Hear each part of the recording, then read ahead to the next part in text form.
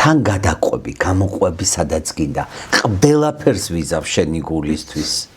ერთი სურვილი შემისრული რომ 2 საათზე მეტი ნუ გაჭერდები. და მაგის არ ჯობია რომ საერთოდ არ მოვიდეს ადამიანი. არა, არ მიიღოს სტუმრები. ამიტომ მე მივდივარ და როცა მინდა მაშინ მოვდივარ. და პარადოქსი გითხრა.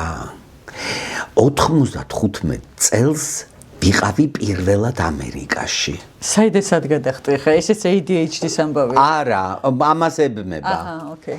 ეს თემა შენ მოგეწონა და გაგახალისა ამან. არა, ძალიან დაიძრგუნე. სასაცილო ისტორია. ლიკა მომისმინე ჩემო სიყვარულო. აი გულით როგორ უნდა მოვიდეს? ნუ ჩემზე არ მოკლაპარაკე, ადამიანი როცა იცი, ეკლებზე სიხარ და სტუმარი კი არა, მასპინძელი უყურებს საათს.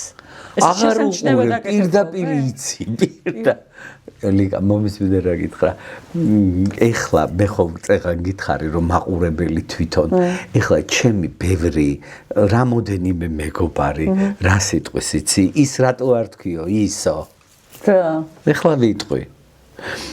თუ ხასიათზე არ ვარ რომ მოდიხარ ჩემთან, შეიძლება გითხრა რომ ჭამე და მოდი. არა მაქვს ნერვები. გამოიღე თებში და აი ეს არ შემიძლია. ოღონდ არიან ისეთი მეგობრები, რომლებიც ვეუბნები, რომ გამოიღე თებში ადეგი და ჭამე. ხო, ეს რა არანაირი. ხო, და ამიტომ მე მირჩევნია რომ ნაჭამები მოვიდნენ.